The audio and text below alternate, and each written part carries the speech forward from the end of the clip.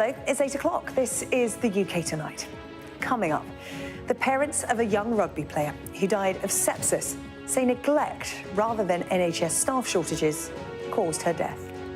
Maddie Lawrence died after hospital staff missed the signs that her life was in danger until it was too late. Maddie had been admitted after dislocating her hip, a serious injury, but not something that should have been life-threatening.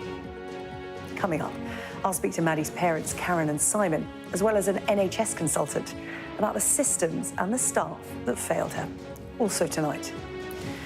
Our world has been turned upside down. Sky News speaks to a man who received what he believed to be his grandmother's ashes, only to be then told that her body was one of 35 found in a funeral home in Hull. The Queen tells well-wishers in Belfast the King is doing well, but it's a very well-dressed young man who stole the show. I'm going to be joined by him and his proud parents. Plus, Harry Potter and the train door row. The Highland service made famous by the boy wizard is suspended over safety concerns. Locals say it could cost them millions in lost tourism. All that to come and much more on the UK Tonight.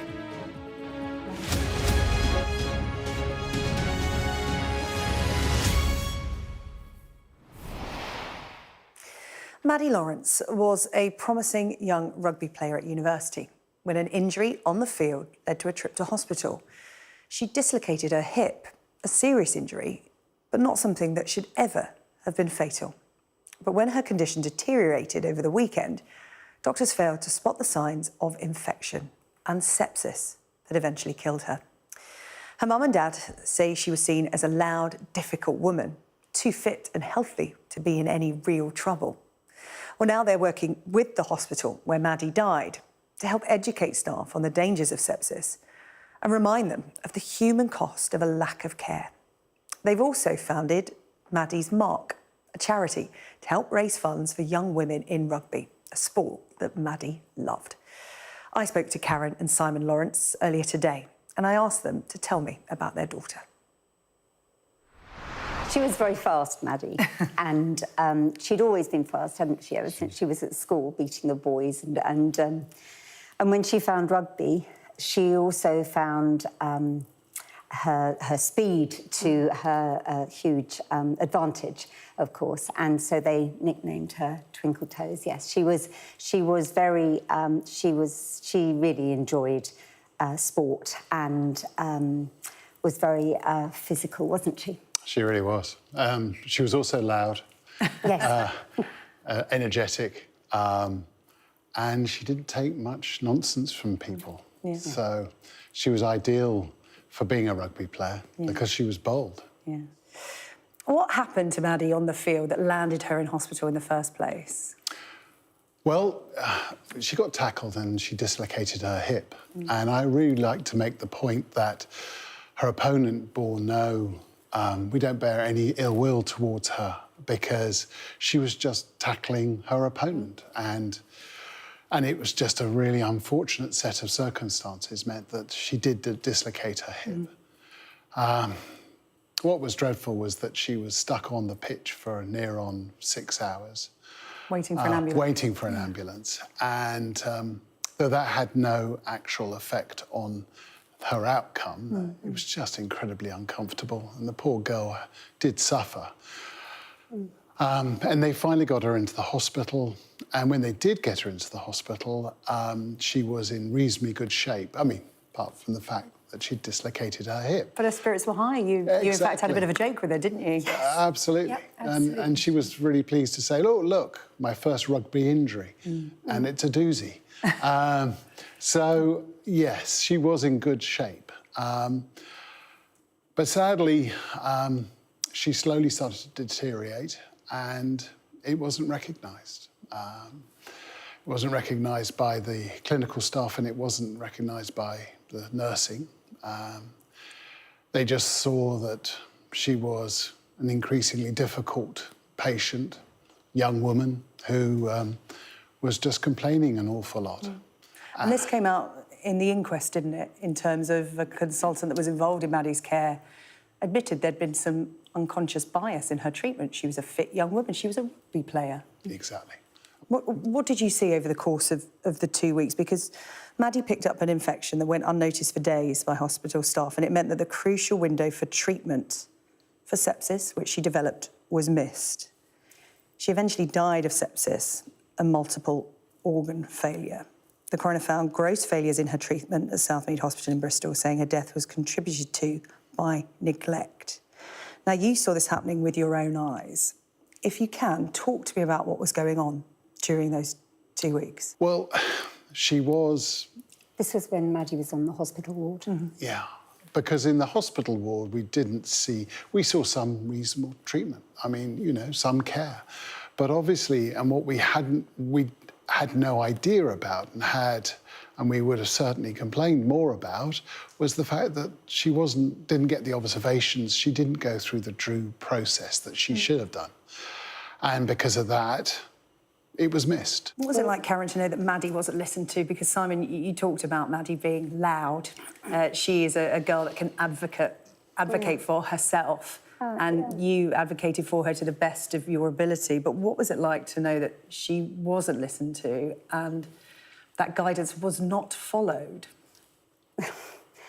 It's a really hard question, in as much that it's unbearable to think about it. Of course. In that, had she been listened to, had we made more of a fuss, had we known what to make a fuss about, then she would still be with us. She should have been home by the weekend. She was in there for a dislocated hip. Yeah, exactly. she was. Painful. Painful, but terribly painful. And straightforward. Yeah, she should have been home within... the scan should have been done, antibiotics should have been given, and she should have been home by the weekend. Because she was in NHS care over the weekend, and that was the crucial period. Yeah.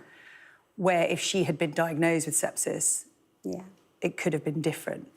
I do think that the fact that it was the weekend did have a big bearing on it, but ultimately the staff were there, and it was what was most unbearable to acknowledge is the fact that staffing wasn't lack of staffing. It was neglect. That's what the coroner said. It was lack of care, and she wasn't listened to in these screams of pain.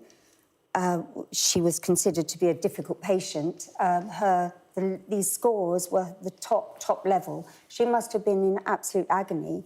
And the fact that no observations were taken over the course of at one point 16 hours, it just beggars belief. And that was her dying, actually, not being difficult, but sepsis setting in. And, yeah, she was dying. Unbearable. It's something we hear so much from families. You know, people watching at home will think that when they go into hospital, they're grateful for care. They want to do everything to get things moving quickly. They don't want to disrupt things. Exactly. It's very hard to not contradict, but question and ask for these things when you are there dealing with professionals.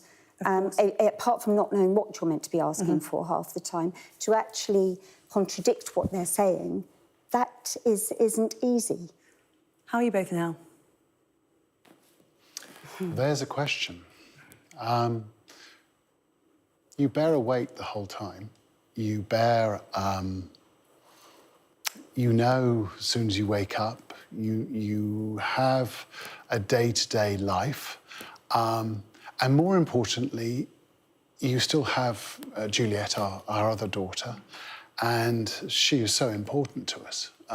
It's so important because she's showing such guts. She is continuing with her university education. She comes into a final year, and she is showing such a remarkable fortitude. So tell me a bit about Maddies Mark. This is something that you're doing this month, and you're encouraging everyone to get involved in memory of Maddie. This month specifically, we're doing Maddies March, which we hope will be an annual event, and everyone who's taking part is doing 104, because that's how many weeks it is since Maddie passed away. 104 kilometres running or walking or rowing, or someone's making 104 cakes. I mean, I like the sound of that one. Yes. We'll let you know where Yeah, first. please do. So everyone's coming together to raise money. The charity is what helps us enormously. You're right when you say we have to take something positive from losing Maddie. It gives us a chance to look up. And chance to get up. What it is. We're introducing as many children and young women as we can to rugby through Maddies Mark, and therein helping hugely with their mental health and physical health. Mental and physical health and well-being. Yeah, a fitting tribute to Maddie. Yes. Well, North Bristol NHS Trust says it fully accepts the omissions in Maddie's care found by the coroner and continues to take action to address them. Well, let's now speak to founder of the UK Sepsis Trust and intensive care consultant, Dr. Ron Daniels, who joins us now. Dr. Daniels, good to talk to you tonight. I thought progress was being made in the UK when it came to sepsis. It feels like we talk about it much more than we did 5 or 6 years ago, yet lives are still being lost, young lives like Maddie's. Why?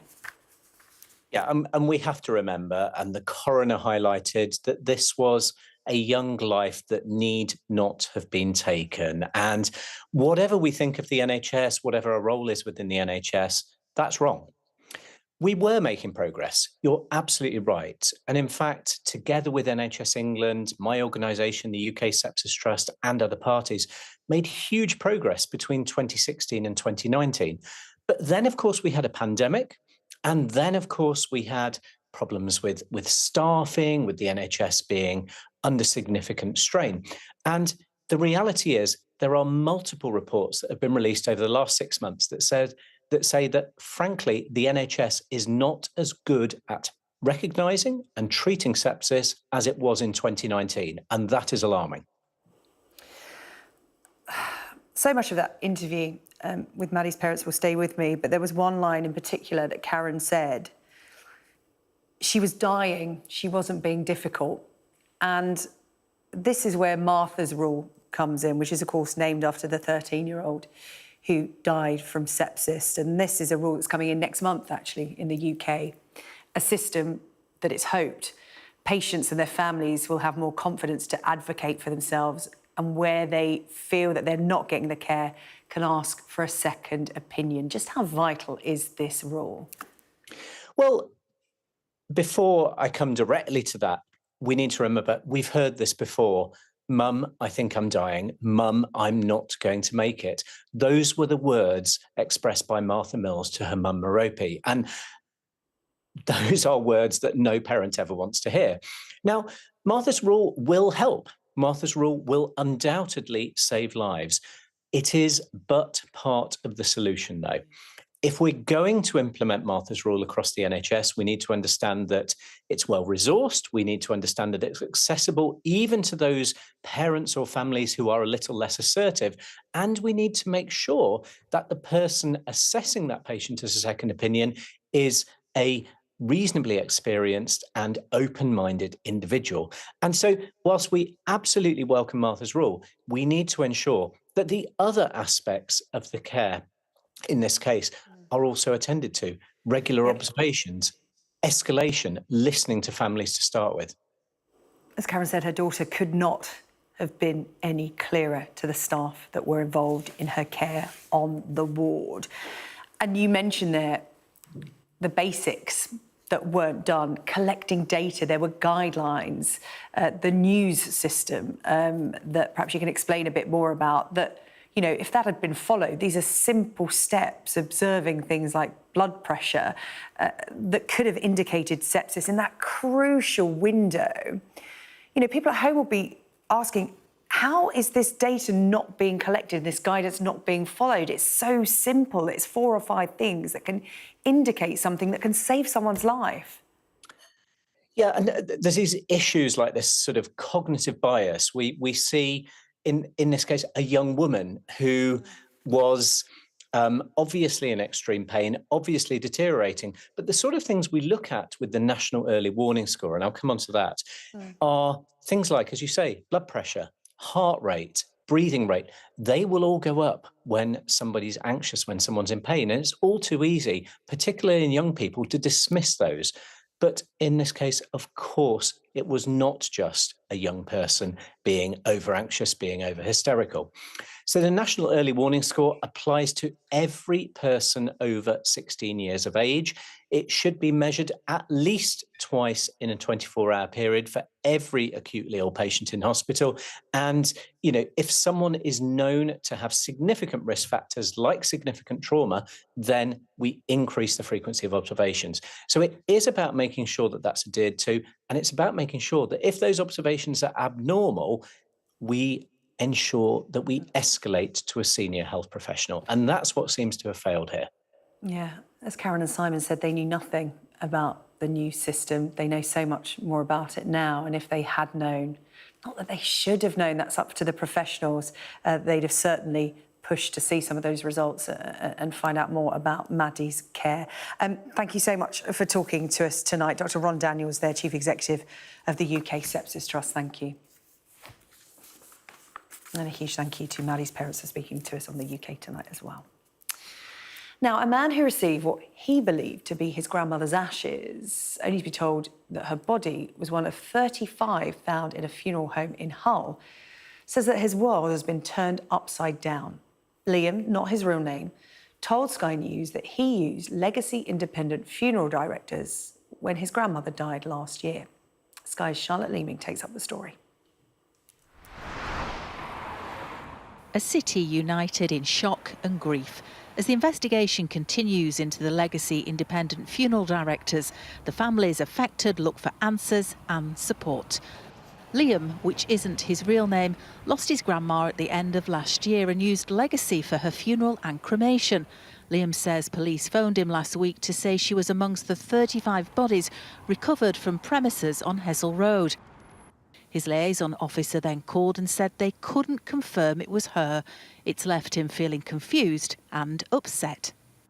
It's so shocking and so scary not to know what they've been doing to your loved ones. And there's absolutely nothing we can do but sit and wait to hear what the police have to say. And in my current position, I don't feel like I can believe what the police are saying. I don't have faith in the police now. It's such a horrible situation to be in. I feel the way we're being treated now is absolutely shocking. In a statement, Humberside Police told us specialist-trained family liaison officers have met with the family to which this report relates. The families affected as part of this investigation are our utmost concern and priority. And in this case, whilst trying to ensure we offer as much support through keeping families informed and up to date with the investigation and its progression, an error has been made on our part. What you got? Another person feeling the emotional turmoil is Billy Jo Suffle. She's feeling nervous and anxious after she used the firm for the cremations of her father and brother in 2022. It took a few days to sink in, but when it did, it was a big shock. Like, I couldn't even function with my kids. It was like it wasn't even real. I don't want it to affect my kids, and it is, especially my two oldest girls. They had a breakdown about it when we first found out, and seeing them that upset, it was horrible. The investigation has prompted calls for the funeral sector to be regulated. And to help reassure residents, every funeral home in Hull and East Yorkshire is being inspected by council officers over the next few days to check their procedures.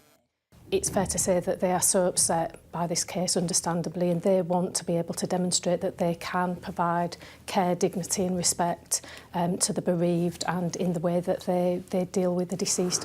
A 46-year-old man and a 23-year-old woman arrested as part of the inquiry have been released on bail.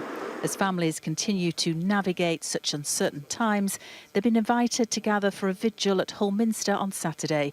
It's hoped the service of prayer and reflection will offer them support and togetherness as they wait for answers. Charlotte Leeming, Sky News, Hull. Next tonight, a mother accused of a campaign of cruelty against her 3-year-old son has been convicted of his murder. After weeks of torture, Christina Robinson shook her son, Dualania, at the family home in County Durham back in November 2022, causing a fatal brain injury. Well, we should warn you that there are some distressing details coming up. Joining us in the studio, Ashna Hirnag, who has been following this story for us. Ashna, this little boy, I mean, what he suffered at the hands of his own mother has been given in some detail in court. Throughout the 3 years of his life, Dualania knew only violence and cruelty, and as was said to the jury and said during this trial, he suffered this campaign of cruelty, as you say, but inhumane treatment at the hands of his mother, Christina Robinson, who was only 30 years old. He was only 3 years old, but this horrifying abuse started weeks before his death, including Robinson submerging her little boy in scalding water, causing agonising burns which she refused to seek treatment for, repeatedly hitting him with a bamboo cane, allegedly because he'd been playing with his food. But police found 60 marks on this boy's body, and Robinson during this trial has said that she was doing this because she was allegedly following scriptures within the Bible. But in November 2022, she did indeed violently shake this child to his death within the family home in a village just outside of Durham. She called 999 20 minutes after she had first called her husband, who was working for the RAF some 200 miles away, and after she'd Googled how to resuscitate a child. And she maintained this lie about how he had allegedly choked on his food, and maintained that lie up until the moment that police arrived too. So we were just downstairs, he was eating his food, and then all of a sudden, like, there sort of like spluttering sounds, and then he just sort of like went limp. And I didn't know what was going on, I just thought he was messing around.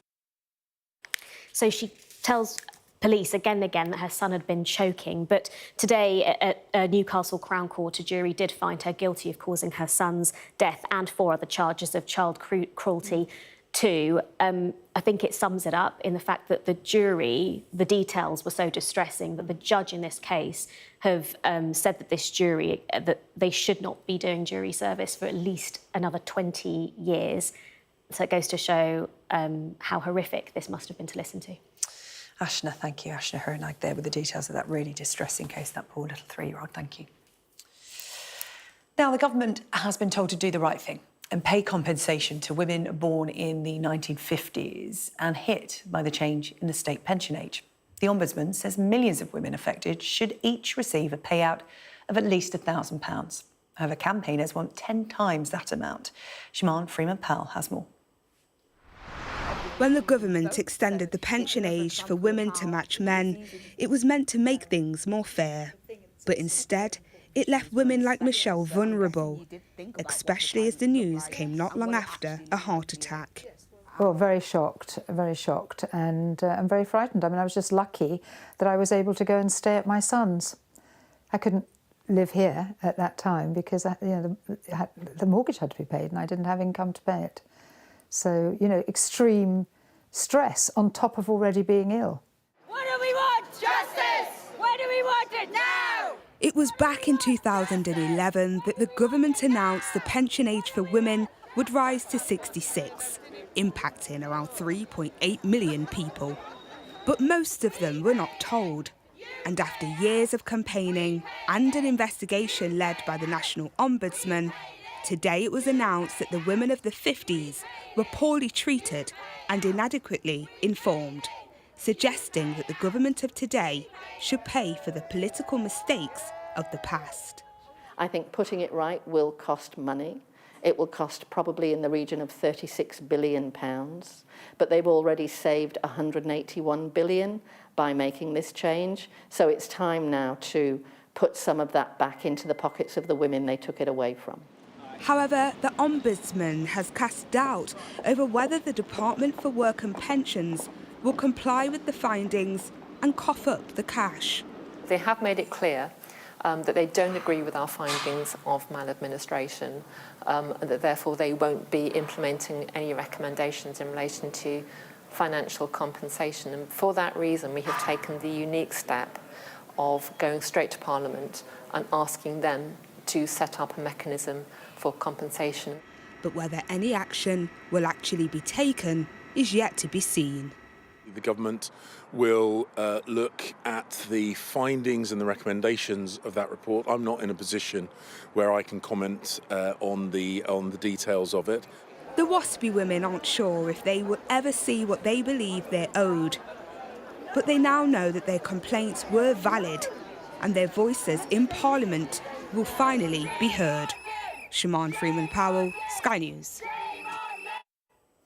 Still to come on the UK tonight, the very well-dressed toddler who stole the show when the Queen visited Belfast. And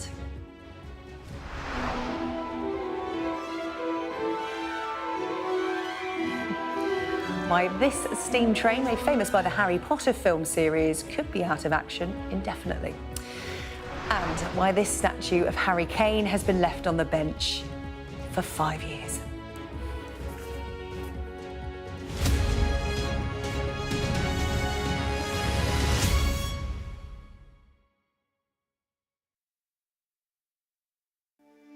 These are evil yet clever men. They use extreme violence. It sort of rippled like this huge shockwave across the town. The girl who caused a storm. Eleanor Williams, victim turned suspect. The untold story coming soon. The person that the press are portraying is not the person I know.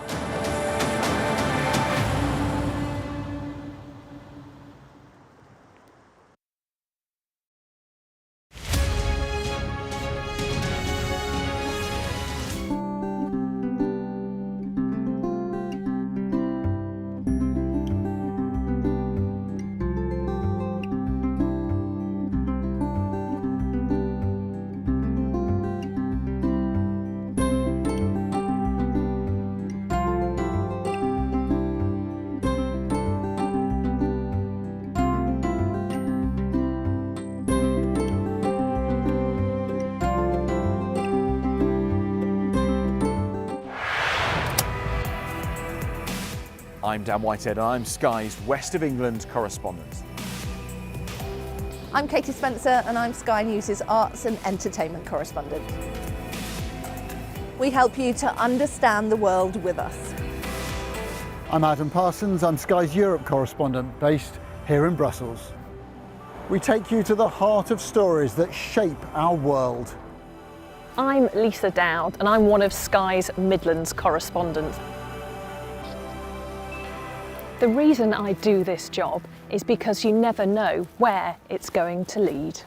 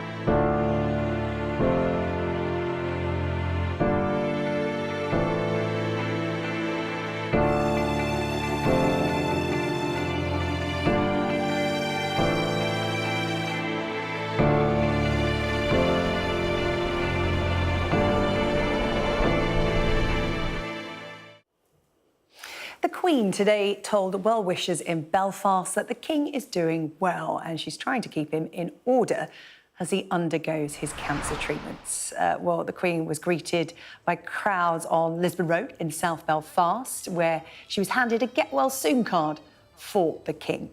She travelled to Northern Ireland alone. However, the King did carry out engagements at Buckingham Palace today, and the Queen told the crowds that he was disappointed he couldn't join her.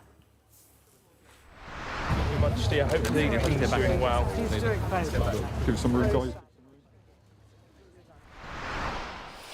guys. Were big crowds to meet the Queen. She admitted, though, that she had been upstaged by this little boy right here. She was visiting businesses on the Lisbon Road. She met former Blue Peter presenter Zoe Salmon and her husband Will Corrie, as well as their one-year-old son Fitz.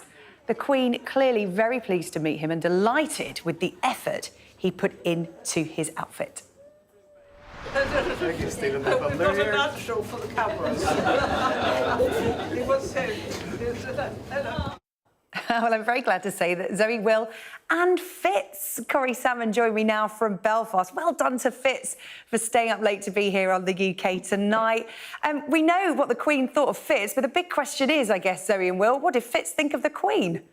Oh, I think he was very taken with her. She made him feel so relaxed that he just walked on in after her into knots and was just loving life. All the photographers, he's never been in that environment before, but he felt so at ease and at home because she was so warm and welcoming. And you've had a great day, haven't you? You loved the Queen, didn't you? Look, he's desperate to say something. I've got a toddler myself, and I know at one they're desperate to speak. So, you know, all the toddlers, if they're up at home, will be understanding what Fitz is saying. But I'm very impressed that you've managed to keep him in his tux and keep it so clean. It's been a big day for him and a big day for you all. Yes, it's a day that we will remember for forever, you know, a very momentous and memorable day and, you know, just something for all the family to celebrate. And we were so grateful that Fitz could be there and be part of it. And yeah, he really has been well behaved. So I'm hoping it'll last for this interview. We're just keeping him occupied with a few nibbles, aren't we? But yes, he's been very good keeping his shirt clean. He's lost the jacket, so he's relaxing now into bedtime, aren't you? Yeah, that's it. The toddlers start taking their clothes off at this stage, don't they? And like you said, it'll be the bow tie next and the It's the grapes and the clear liquids just to keep him presentable for TV. And Will, obviously, you own the bakery there on the Lisburn Road. Did the Queen have anything to take away for the King as she left? She did, yes. Not so famous for our fruit loaf and our iced Madeira. So she got a fruit loaf and an iced Madeira cake. And she said she would enjoy it later. So I really hope she does. And there you go, Fitz heard fruit loaf and went, give me that, not the grapes. And just in terms of why the Queen was there today, like you said, Zoe, it's such a momentous occasion. You know, what was the buzz around her being there? Because, of course, she did talk to crowds about the King and everybody wanted to wish him well and find out how he was getting on. Did you have a little chat to her about that? She was so warm and friendly. Yes, we both spoke to her. Well, you spoke to her at length because you were really great at talking through all the amazing produce. And she saw Fitz and straight away she was like, "What's his name?" And she commented on his outfit, and she was really lovely. And we saw her speaking to a lot of the crowds, and she really worked her way around that area of Belfast, Lisburn Road, and everyone was really in high spirits to see her, and it was a real buzz for the area and for Belfast. Well, look, I'm sure it's not Fitz's last royal audience, not when he's looking as dapper as that. As a parent, I know you're on borrowed time, so thank you so much for letting him stay up past his bedtime to join us on the UK Tonight.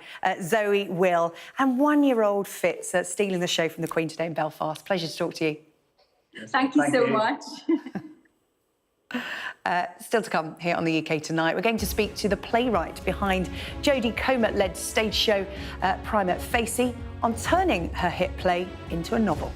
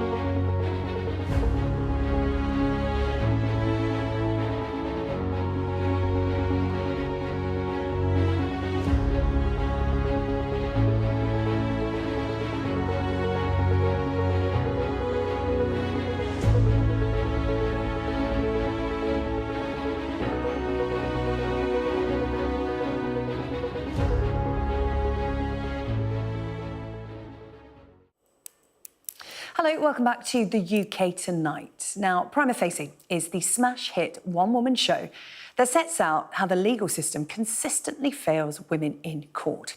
Inspired by playwright Susie Miller's own experiences as a criminal defence lawyer, it won the Olivier Award for Best New Show when it ran in London's West End, and its star, Jod Kled, won the Tony for Best Actress when it moved to Broadway. And Susie has now adapted the story into her first novel, and I'm pleased to say that she joins us now on the UK Tonight. Susie, so good to see you. For those that don't know, this centres around the character of Tessa, a barrister who defends men accused of sexual crime. She then herself becomes the victim of that crime. But it centres around the treatment of women in court when it is a sexual assault case. Why was it a story that you wanted to write? Talk to me about the original purpose of it. Yeah, sure. Okay, so I used to be a defence lawyer, and I thought there was a bit of an issue, obviously, when complainants took matters to court for sexual assault. And I just thought I wanted to write a play that showed the legal system from the inside out. It's worth explaining the term prima facie. It's a term used by lawyers meaning at face value. Why this title? I feel like because it's at face value. It's not just face value, but it's first look as well. And at first look, it seems like, why are we doubting this woman? And yet she doesn't win her trial. So, I mean, I've just given away the end of it. But having said that, most people have seen the play, but the book is a different concept altogether. It's really digging into the psychology behind it and the inner voice of Tessa. And actually, the audiobook is also read by Jodie. So it's got a sort of continuity with the play as well. Yeah, Jod Kled, it was her first time on stage when she brought your work to life. It was multi-award winning. She's also, as you said, doing the audiobook. Yeah. Why is she so invested in this? Because it's not a project that she took on and then left behind. Yeah, I mean, both of us just sort of really, we had such a response from audiences. We had women writing to us left, right and centre after she did the play. And I feel that we started to change the law as well, so that there's been all sorts of changes across the UK. And I think she just really wanted to continue with the character in the book. Yeah, let's talk about that. When you were putting together the original stage production, you consulted with a UK barrister about the UK legal system. What did you find out about how the system here in the UK performs when it comes to crimes that involve sexual assault and rape? Yeah, it's very similar to Australia, and in fact, actually, there's a lot of myths in rape law that actually get brought out in court, and women are expected to behave a certain way, and there's all sorts of constructs that are put upon them. And I think that what happens is they can't get their testimony across in court in the way that they need it to be heard. Also, they're re-traumatised because the scene of the crime is actually their body. Yeah. Your work shows us that the law is skewed. It's not an assumption you should ask for consent. It's an assumption you should presume it's there until told otherwise. The character Tessa asks, could we not start with asking the accused, what did you do to determine consent existed in the first place? The law of sexual assault spins on the wrong axis. Does that, for you, sum up the problem, or is that just the starting point? Well, that sums up the problem, but it also invites the conversation. And the conversation is, why do we say no means no? Why don't we say yes means yes? Like, why do we start with an assumption that it's okay until someone says it's not, rather than saying, is this okay? Is this what you want? And I think it's because we've never looked at it from a female perspective. You talked about the immediate impact that the play had, not just with audience interaction, women responding to it, men responding to it as well. I'd be interested to hear about the response from the men who watched your play and who may now go on to read the novel. Look, the men have been amazing, actually. I mean, I didn't expect so many men to be at the play and to have such a visceral response. So many of them were weeping. They suddenly saw it from a different perspective that possibly they hadn't looked at before. I actually had a talk about the novel in Liverpool recently at Waterstones there, and there are a few male judges that came up to me afterwards and said, oh, we quote this when we're talking in court. There's a few other men that have been coming up to me and writing letters and so forth. But, you know, predominantly it's about an invitation for having a conversation about how we move into this century with a much greater understanding of the lived experience of women that go through systems like this. Yeah, when we talk about the change that's already come about since the end of the play, a British judge calling you up to tell you that she changed the direction that judges read out to a jury before a rape trial to include that just because someone doesn't remember something properly doesn't mean they're lying. It started a conversation, as you said. What are your hopes now for action? Because that's how the play and the novel presumably ends. Yeah, and look, the action is that if women keep talking about it amongst each other and men start talking to women about it, that we've got judges talking about it now, we have like defence lawyers talking about it, we have law reform commissions talking about it, not just the play or the book, but the concepts that I was trying to get across. And I think possibly because I could talk to lawyers and to just the general public because of my background, I think I made a problem that's very, very complex into something that was a story, and therefore people actually had some empathy for the character and understood what the problems in the legal system were. There are calls in the UK for the legal definition of consent to be changed. What are your views on that? What do you think a legal definition of consent should be that helps women? Well, I think that, often there's a lot of different jurisdictions that have like an affirmative model of consent, which is that idea of yes means yes, like what did you do to ascertain consent rather than just assuming it. It's really not a big deal just to say to someone that you're intimately involved with, is this okay? I mean, it's such a small sentence, but everyone gets caught up and thinks they have to present contracts and all sorts of crazy ideas because they've just been led to believe that you don't have to ask or you don't have to interrogate to figure out whether you're in the right place or not. So I think it's really important to just to sort of bring up our boys a bit differently, to bring up our daughters a bit differently, just to have that conversation. So it's more of an open situation. Yeah. Well, Susie, the novel is out and the audio book is out now. I know the film's been optioned. Cynthia Erivo in the role of Tessa. When's that going to be out? Oh, well, we haven't filmed it yet. So the script's done. We're waiting for it to go. So we'll see, hopefully soon. OK, Susie Miller, really good to have you on the UK Tonight. Thank you so much for your time. Thanks, Sarah-Jane. Now, a steam train that was made famous by the Harry Potter films has been suspended because of safety concerns. The Jacobite service has been running through the Scottish Highlands for the last 30 years, but it has been halted with immediate effect because of concerns over its hinged doors.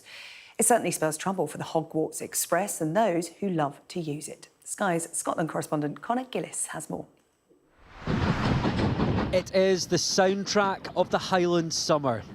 Easy to see why this train journey was voted one of the best on the planet. You must be getting close. Hold on. Made famous by Harry Potter, a trip where 700 passengers a day now hitch a ride, hoping to head to Hogwarts. But this is what the season looks like so far. Carriages sitting empty 300 miles away in Lancashire, suspended over safety concerns. They're big Harry Potter fans, so we came to see the viaduct to get a little bit of Harry Potter in Scotland back with us. And we're hearing the train's not going to go ahead for the foreseeable. That's very sad. You came all the way from Spain? I'm coming from Spain, from Barcelona, to see that. And if it's not possible to see, it's really a shame. The rail regulator says it told the operator West Coast Railways to upgrade these 1950s locks 3 years ago, but it fell on deaf ears. Now what they're required to fit is like a central locking system like you'd have on your car, which means that the guard or the conductor in charge of the train from their work point on the train can flick a switch which bolts all of the doors with an electric throw bolt. Tourism runs through the veins of this part of Scotland. Businesses hanging on the coattails of the steam train, bringing that annual boost to trade. At some points, there can be 5, 6, 7 times as many visitors here than residents, and that means the collateral damage could be significant. I'm not quite sure what I'll do. I've got staff that are dependent on me. I've got my kids, I've got my bills. It's quite scary, to be honest. Bosses of the train say retrofitting the modern locks would cost them £7 million. The record speaks for itself, that in 40 years of where records still exist, there have been no incidences of falls out of doors or while trains are moving. It has not happened, and certainly central door locking wouldn't change any of that. The standoff over safety looks set to cast a spell over the future of this iconic journey. All those involved are racing to save the summer. Connor Gillis, Sky News in Fort William. Coming up on the UK Tonight, left on the bench, why a £7,000 Harry Kane statue has been hidden in storage for 5 years. Take a close look, see if you can figure out why. And news of a blow for England and potentially Arsenal as Bukayo Saka has to withdraw from international duty. We'll have all the details for you next.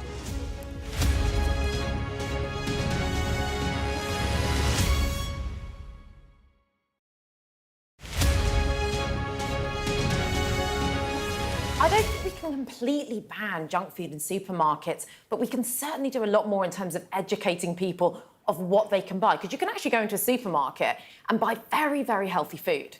You know, you don't actually have to go for the junk. But if people don't know how, within their very busy and time-poor lives, how to build in those really healthy foods, the fruits, the vegetables, the whole grains, we are a nation deficient in fibre. People will really, really struggle with their health. They'll continue to go for that junk food because they think it's the easiest thing. It's about letting people make choices about their own lives. And, you know, we've got to be treating adults like adults and, you know, arguing these ideas, effectively saying that actually what the solution should be is that we should be banning junk food, we should be taking it away from people. We already tax sugar a huge amount, so effectively it means that your Coke is more expensive than your Coke Zero, and what that means is that we are putting up the price for everyday people. I say let people make their own health choices. Sometimes people want to eat chocolate, and I think we should let them. I do think we should look, I love chocolate as well, and I do sometimes love a bit of junk food. It's not always about eating super healthy What's junk food. food to you? Oh, some junk food to me. So sometimes I'll have a healthier treat, and that might be dates and nut butter. But sometimes I do want to have some chocolate cake. Yes, I'll pick the plant-based chocolate cake, but it's not the healthiest thing. But in the most part, I'm going for those plant-based whole foods which give me thriving health. And I see people day in, day out struggling with their health. These are intelligent people. They don't want to be eating the junk food, but they don't understand what else to eat within their busy lives. And the things they can actually pick in the supermarkets, I can send them to a slightly different aisle, and they don't realise the incredible food that exists. Well, I think it's really insulting to be telling people that they are, you know, they don't understand what's going on, they don't understand what's in the supermarket, they don't understand what healthy food looks like. There are very clever people like you online that are going to be able to tell them. The resources out there are numerous. You can go online, search online, and find out exactly how to create healthy alternatives, how to create healthy recipes. And actually, I think it's really insulting. We've ended up in this culture where effectively we're expecting the government to control our healthcare and life choices.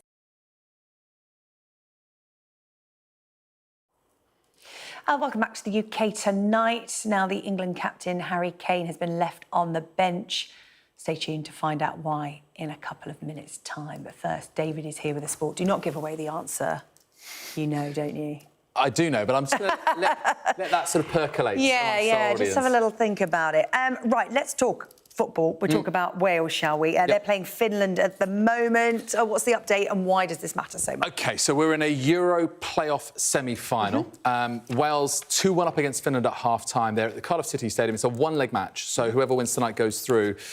David Brooks with the early goal. Nico Williams making it 2-0, but Rob Page would have been desperate for them to get in at 2-0. Not the case. Timo Pukki, remember him from Celtic and Norwich, has put one back for Finland. I think the other reason why this is so important, not just about getting through to the Euros, but this is really the first proper test for Rob Page in the post-Gareth Bale era. Doesn't have him to call on. Aaron Ramsey, the captain now, is on the bench, hasn't played much football of late. So this is really an indication of where Wales are at with the present and the future generations to come, because Gareth Bale was obviously for such a long time such a big talisman for them. Remember that Euro 2016 campaign where they got through to the semi-finals, they beat Belgium, they lost out to Cristiano Ronaldo's Portugal. But this is the new era, and Rob Page wants it to really check out well. So 2-1 from Wales against Finland right now at the Cardiff City Stadium. OK, we'll keep a close eye on that. What do you think the chances are of Rob Page keeping up his record of taking Wales to major tournaments? Like you said, he's playing with a future team, isn't he? Without those big names potentially in the forthcoming years as well. I think it's very possible. Remember, this is a semi-final. Wales win it, they're back into a final on Tuesday in Cardiff against either Poland or Estonia. Poland a goal up, Estonia a man down in their semi-final, and this is a Poland team who can boast the likes of Robert Lewandowski, the Barcelona striker, also Jan Bednarek of Southampton, Jakub Kiwior of Arsenal. So, you know, it will be a very tough final should it come to that on Tuesday. But first, Wales need to finish the job here, and they've got They do 45 minutes indeed, to yeah. go. So, yes, lots of international football, of course, on our agenda this week, and plenty of other sporting headlines to bring up to date with as well. This Sky News Sports Bulletin is brought to you by Vitality. Getting more people more active. Live life with Vitality.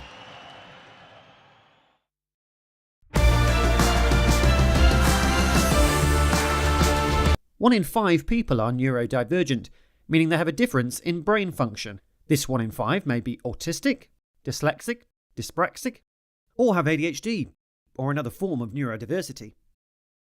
I think being in sport as someone who's dyslexic and dyscalculic can be really challenging day to day, particularly with the numbers and distances and times and things. I think it's something that I've come to realise that the reasons why I do sport have very much to do with the fact that I am neurodiverse as well. Obviously, people will have heard probably of dyslexia. I mean, give me a sense of what it's like to be both dyslexic and dyscalculic. Dyslexia is words and literacy. I'll read a passage of text and I could read it 3 or 4 times, but it might not fully go in. Processing in my brain takes a little bit longer. But for me, with dyscalculia, I feel like that affects. This Sky News Sports Bulletin is brought to you by Vitality. Now, we always like to leave you with something weird or wonderful here on the UK Tonight, and it is a big year for football with the Euros coming up this summer. But in a shocking move, the England captain Harry Kane has been left on the bench. Fear not, though, we're not talking about the real-life Harry Kane, but a statue of the Bayern Munich striker. The artwork commissioned by his local council, Waltham Forest, 5 years ago. However, a permanent home for the statue hasn't been found, leaving him stuck in storage and, as you can see, warming the bench, a very unusual position for Harry Kane to be in. Well, let's speak to Ian Marshall. He's chairman of Ridgeway Rovers, Harry Kane's youth club. Good to see you here on the UK Tonight. What did you think about the statue when you first saw it? I'm trying to keep a straight face, but it's an interesting. Well, the way they put it together, it's a very interesting image of Harry, is what I'm going to say on that. I live in the borough, so I have to be careful what I say. Artistic licence, I think, was taken. And we know Harry Kane, you know him better than I do and most people watching, but what we do know of him is he's a very polite young man. What do you think he'll have made of it? I mean, I think the gesture, of having a statue of Harry will take, obviously great pride in having that sort of thing come from the local authority, from the area that he was born in, played football in as a kid. Still got a lot of his family members, I believe, still in the area generally. So I'm sure he'll be very proud of that. The statue itself, they say that art is in the eye of the beholder, I think, is the way that you've got to put it. I saw it yesterday on a news thing, and I actually had the volume down, and I didn't know what it was. I thought it was because it's Easter, someone had made a chocolate footballer, and they were going to, sort of have it for Easter, then break it up and give it to kids at hospitals and schools and things like this, so they could have some chocolate. But I didn't realise at the time, and it's only when I spoke to one of your researchers, I actually looked into it. And as I say, I'm trying to keep a straight face, so. A chocolate Harry Kane, you've given someone a great business idea there. It couldn't find a home. We have heard from a councillor at Waltham Forest who says the statue does have a home and it's going to be launched in the coming months. But where do you think the statue should go? You're from the borough, you know the area well. Where would be a fitting place for him to call home? I'm trying to keep a straight face. But I would say, obviously, he lived very near a park called Ridgeway Park, ironically. His school was opposite Ridgeway Park, and he played for Ridgeway Rovers as a kid. So Ridgeway Park would be a good place for it to go, I assume. Whether that be permitted or not, who knows? I mean, Walt Disney was there at one point, apparently in 1953, on the little train thing they've got riding around the park. So, quite befitting, really, I suppose. But, that sort of area would probably be the best place for some sort of monument to Harry once his career's done, perhaps.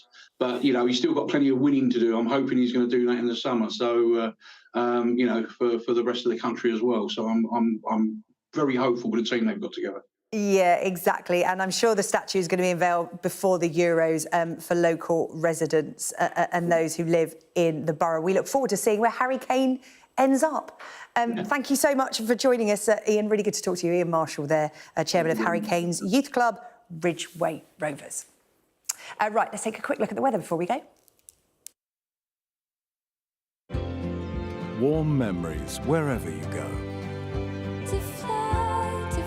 The weather, sponsored by Qatar Airways. Unsettled to end the week, but a change in wind direction is going to make it colder than it has been of late. Before then, many places are looking mild and dry this evening, but Ireland and central Britain will see outbreaks of rain. It's going to be windy in the north and the west as well, with coastal gales possible there. The rain will clear into southern Britain overnight, but it probably won't reach the southeast of England. Blustery showers will follow to the north, where it's going to turn chilly, with snow possible on the Scottish hills. Patchy, light rain over southern Britain will clear into the southeast of England tomorrow morning. Elsewhere, there's going to be sunny spells. However, Scotland, Ireland and Northern Ireland will see some heavy showers with hail, thunder and hill snow possible. After the recent warm temperatures, they will return to near average, I'm afraid. It will stay windy in the north. The afternoon will bring a mix of sunshine and showers, with cloud and rain over the southeast of England clearing away. The weather, sponsored by Qatar Airways. That's all from the UK tonight. You can catch up on the highlights on our webpage. Just scan the QR code on your screen and you can share your thoughts with us as well. Coming up next on The World, as MPs debate a potential ban on trophy hunting imports, the president of Botswana will tell Yalda Hakeem that Britain should stay out of it. That's on the way. Stay with us.